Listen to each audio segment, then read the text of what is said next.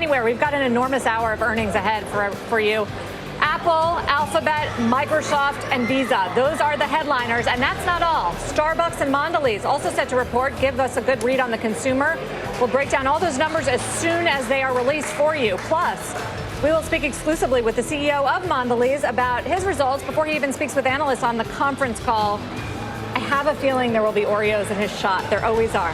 Shannon Saccocia still with us. Greg Branch from Veritas Financial Group joined the conversation. First, though, to you, Mike, on what defined the day. A little bit of angst around China, around the CDC, although the market's been a little nervous about these breakthrough cases. That's what we saw last Monday during that big sell-off. Bits of macro anxiety, this perception that the market's come a long way, and maybe we have a little more uncertainty about the macro outlook. But countering that is corporate-level prosperity that's really hard to overlook. So you have this big push with earnings in aggregate coming in very good, cost of capital very low. It's basically this age of corporate abundance, so it's been hard for the market to stay down. We haven't had a 5% decline. We bought the 3% dip last week. Today we got a 1% dip, and that couldn't even stick. So obviously there's a habit of buying the index, but one thing to quibble with is it remains very weak below the surface. A lot of stocks are not participating. A lot of stocks down. Been the case for weeks.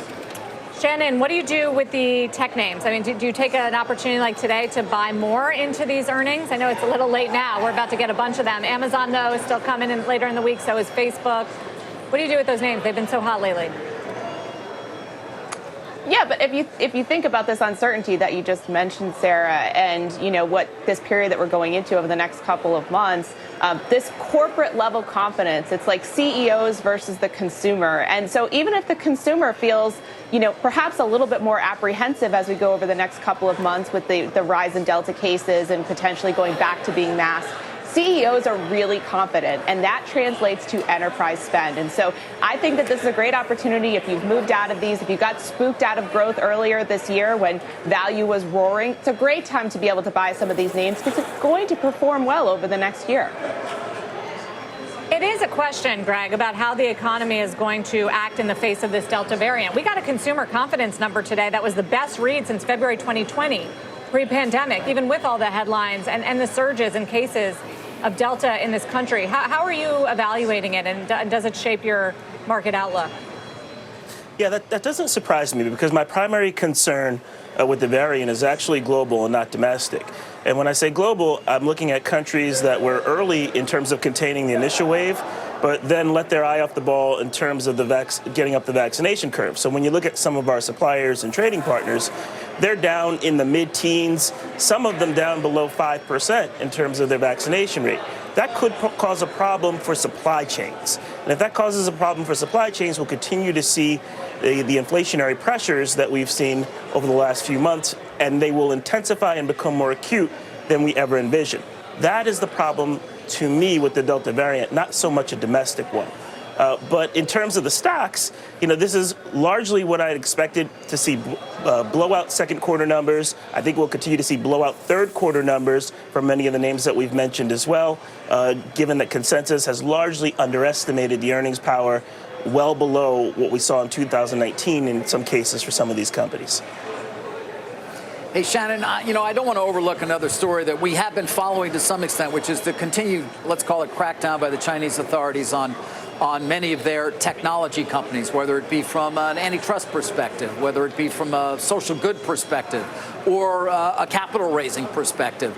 Do you think that there's an element of buying taking place here in our technology names as global investors, not just U.S. investors, unload some of these names given the uncertainty? Absolutely. I mean, you see, the rationale for owning a stock like Alibaba, right? The Amazon of China. Wow, that seems a lot more risky today. I own that stock, so I can speak to that. But I think that if you look at, how you want to put your basket together and thinking about balancing this reopening trade, this epicenter trade, whatever you want to call it, with some defensive tech, you can own the EEM, but that's so heavily weighted in China right now. So I think investors are just a little bit skittish. There's a lot of uncertainty as it relates to what's happening in China. It seems somewhat discriminant, going after particularly education companies. Now that came out of left field. And so I think kind of taking a step back over the next 4 or 5 weeks, knowing that there's probably going to be a little bit of uncertainty globally, probably makes a lot of sense right now in a China basket. But there's probably opportunities, too, to Mike's point earlier, that we saw a little bit of buying back into some of those names. These are probably going to be fine on the long term, but in this near term, there might be a little bit of a rush to safety, which could benefit some of these large U.S. Tech companies.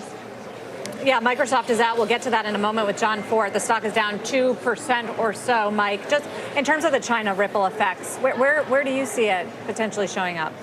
You would think if it was a demand story, it would be showing up in things like copper, which it really hasn't. That's resumed its climb. So I think it's much more about financial contagion or perceived hostility of that market to global companies. And I think right now it's mostly about just the stress of the equity market losses of those Chinese domiciled stocks that are infecting portfolios everywhere. They're in a bunch of ETFs. And so that, to me, is the first order result. That's the pressure on the NASDAQ, as opposed to it being really much more fundamental or anything in the way of, capital flight or things we used to be worried about.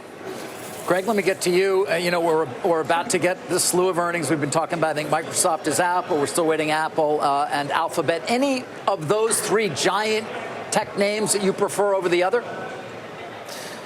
I think from a long-term perspective, they're all great stories. I think there'll be some short-term concern in each of them, right? In Apple, what we're looking for is largely it's repeated its seasonal trading pattern. It typically outperforms by about 1,500 basis points in the June to September timeframe as we await new iPhone announcements. But there's some concern for me there, right? On the one hand, a lot of their business is 20% of their top lines coming from China, where we had a 70% growth quarter last quarter.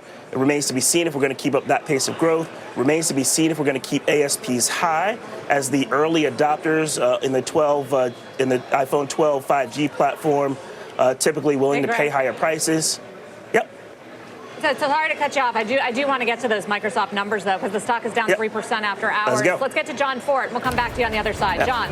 Yes, Sarah, the overall numbers are good. The revenue top line, 46.15 billion versus 44.24 expected.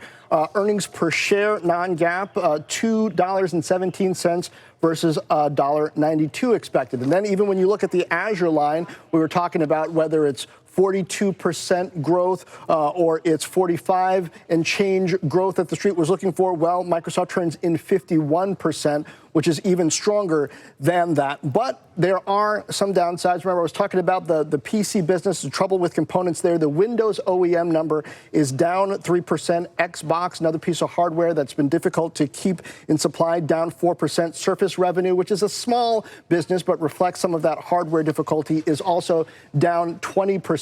So, some of those hardware difficulties, in part, perhaps some demand slackening, at least from the consumer side, versus what we were seeing a year ago. But the software business and enterprise demand seems to be strong. Of course, we'll get more of a sense of the puts and takes, plus guidance from Microsoft on the call that starts at 5:30. Yeah, which will be key, Mike. John, thank you very much. Before we get to Mike, let's get to Starbucks earnings, which are also just out. Kate Rogers with the numbers. Stock was up, now it's lower. What's the story?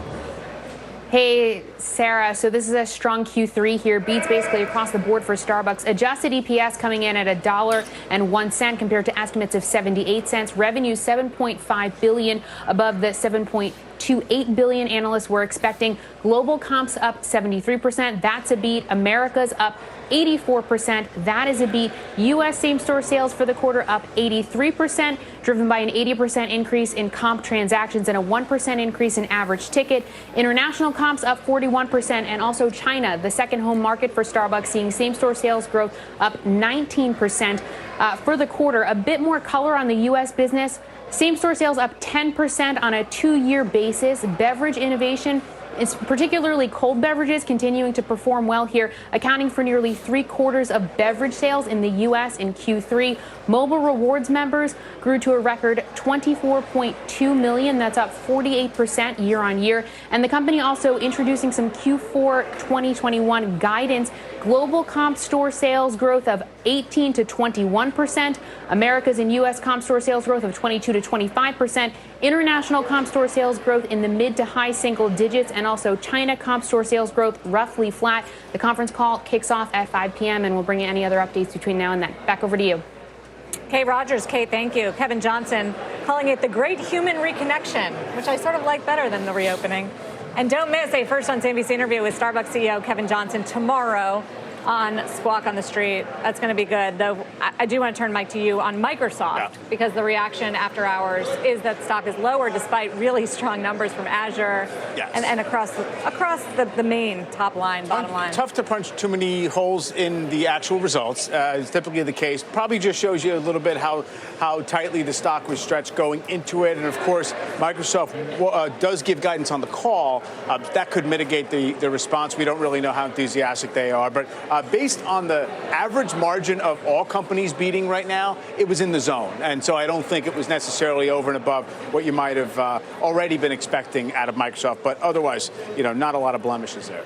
No, I mean, obviously the cloud fueling so much there, 21% top line growth. I mean, we can remember prior to cloud, very low single digits for Microsoft. For many years. Yeah, for many, many years. Of course, that has fueled the incredible rise in that stock as well. Greg, we cut you off. I want to give you that last 30 seconds or so to finish any thoughts you had in terms of what you may like more than anything else when it comes to some of these mega tech names.